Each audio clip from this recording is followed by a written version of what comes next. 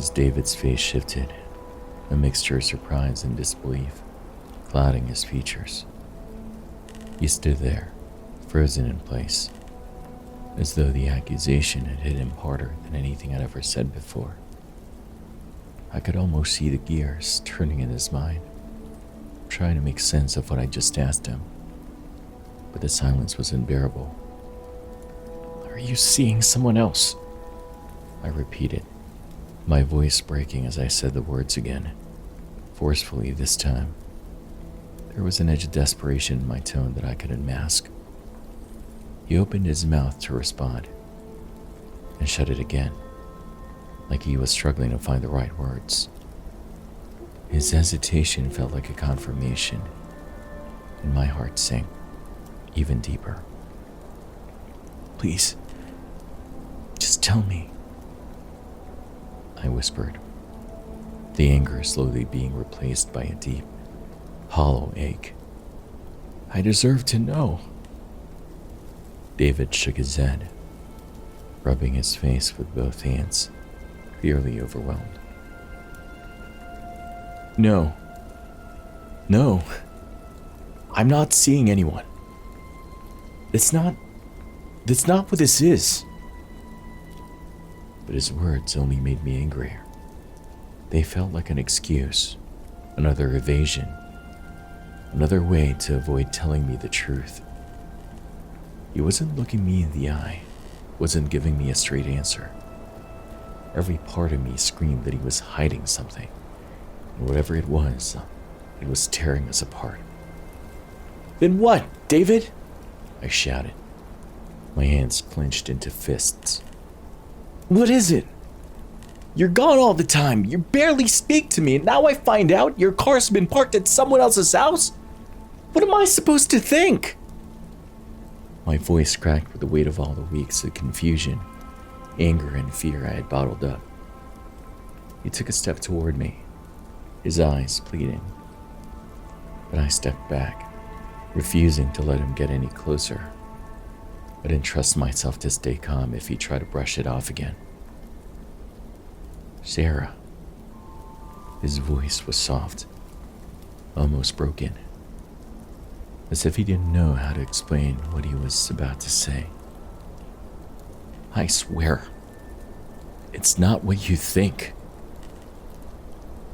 I let out a bitter laugh, unable to believe what I was hearing. "Then tell me what it is, David. Because right now, it looks an awful lot like you're cheating on me." He flinched at my words, like they had physically struck him. I'm not having an affair. Okay? I'm not. Then why have you been lying to me?" My voice was thick with frustration. "Why won't you tell me what's going on?" David ran a hand through his hair, sighing heavily. "Because I don't even know how to explain it. You wouldn't believe me if I told you." That was it. The last straw. Something inside me snapped. And before I could stop myself, I reached for the nearest object, a glass sitting on the counter, and hurled it at him. It sailed through the air, shattering against the wall behind him with a loud crash.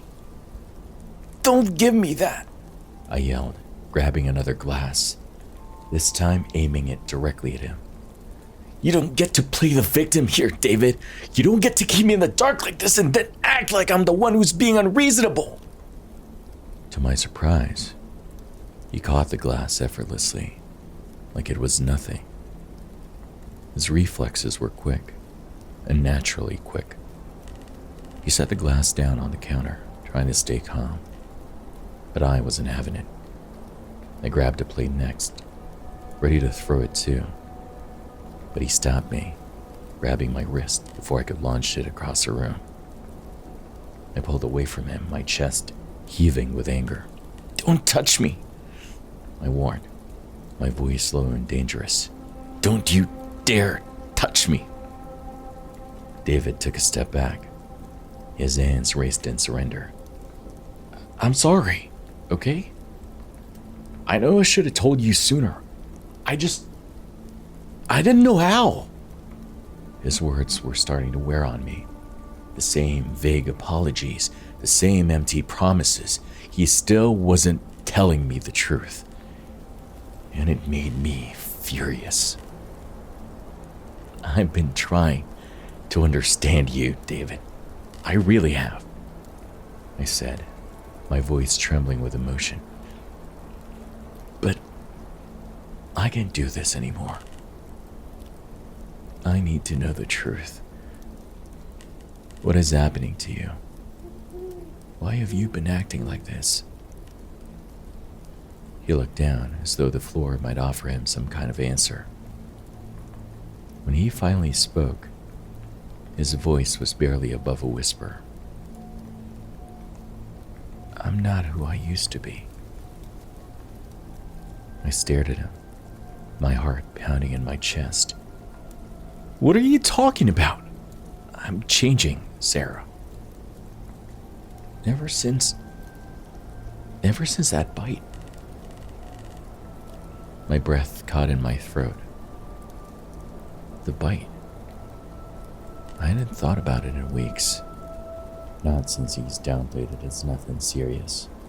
But now, seeing the way his expression darkened, I realized it had been much more than just a passing incident. The bite? I repeated slowly, trying to make sense of it. The one you got on your trip? He nodded, looking more defeated than I'd ever seen him. Yeah, I didn't tell you everything. I didn't want you to worry. My mind was racing. What did a bite have to do with this?